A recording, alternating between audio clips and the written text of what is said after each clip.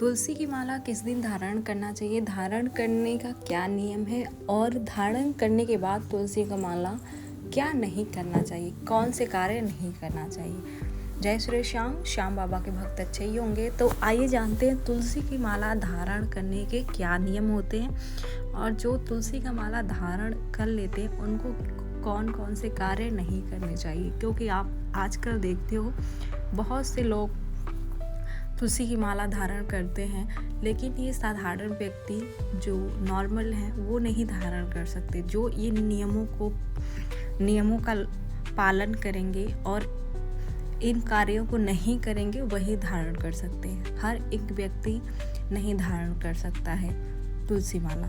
तुलसी माला एक बहुत ही पवित्र माला माना जाता है जिसको धारण करने के बाद आप बहुत से ऐसे कार्य जो नहीं कर सकते, आज उन्हीं के बारे में जानेंगे कि कब हमें किस दिन तुलसी की माला धारण करनी चाहिए, कौन से कार्य नहीं करने चाहिए धारण करने के बाद। तो आइए जानते हैं कि तुलसी की माला कब धारण करनी चाहिए। तुलसी की माला किस दिन धारण करनी चाहिए। पहला, गुरुवार के दिन तुलसी की माला आप धारण कर सकते हैं। अत्यंत शुभ माना जाता है अगर आप गुरुवार के दिन तुलसी माला धारण कर रहे हो। तो आपको पता ही होगा, मैंने हर 2-3 वीडियो में बता चुकी हूँ कि विष्णु भगवान की प्रिय हैं तुलसी माता। अगर आप गुरुवार के दिन धारण कर रहे हो तो आपके लिए अत्यंत शुभ दिन है गुरुवार तुलसी की माला धारण करने के लिए। और दूसरा, एकादशी अत्यंत पुण्य दिन माना जाता है। अगर आप एकादशी को भी तुलसी माला धारण कर रहे हो तो ये दिन बहुत ही पुण्य माना जाता है। कहा जाता है एकादशी विशेष पुण्य देता है, इसलिए अगर आप तुलसी माला धारण कर रहे हो एकादशी के दिन तो आपके ऊपर विष्णु भगवान और माता तुलसी की दोनों लोगों की कृपा बनी रहेगी। आपको भी पता है एकादशी का जो दिन होता है खाटू श्याम बाबा और विष्णु भगवान का होता है। कृष्ण जन्माष्टमी और रामनवमी, ये दोनों दिन भी अत्यंत शुभ है। अगर आप रामनवमी को भी तुलसी की माला धारण कर रहे हो तो अच्छी बात है। अगर आप जन्माष्टमी को भी कर रहे हो तुलसी माला धारण तो ये भी बहुत शुभ दिन माना जाता है। आपको भी पता होगा, कि नहीं पता है तो मैं बता देती हूँ।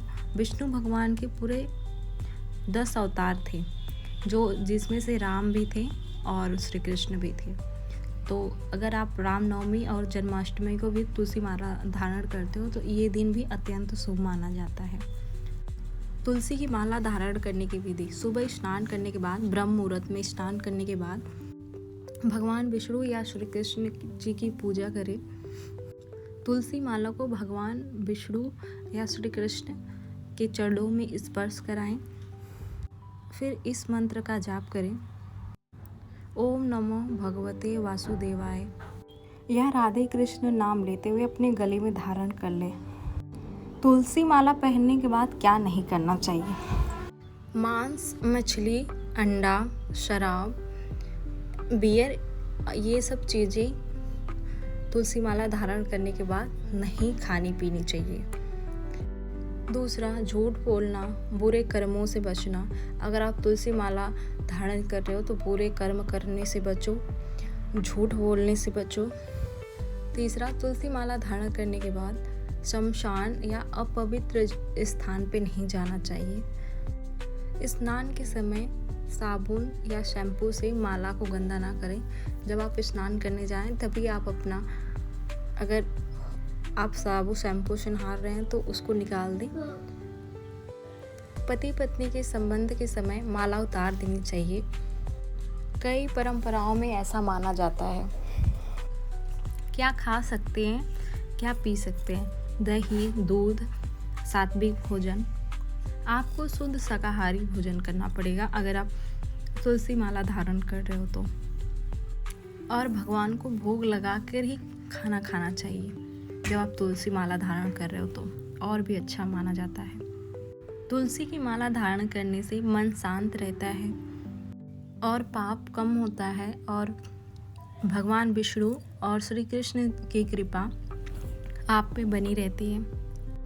आपको क्या पता है तुलसी माला 3 प्रकार की होती है।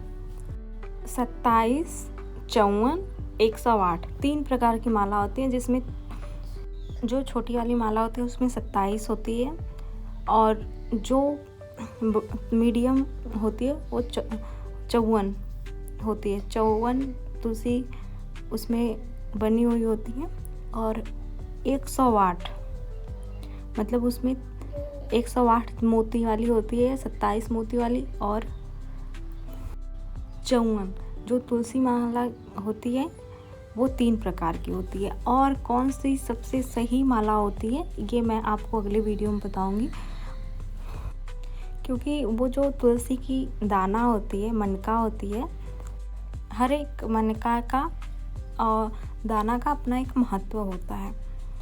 तो अगर आप भी तुलसी माला धारण कर रहे हैं या धारण करना चाहते हैं तो ये जो मैंने वीडियो बनाया है इसी नियम से आप तुलसी माला धारण करिएगा, तो आपके लिए बहुत ही अच्छा होगा। अगर आप शमशान या कहीं अपवित्र जगह जा रहे हैं तो आप निकाल के अपने मंदिर में रख के जाइएगा। जय श्री श्याम।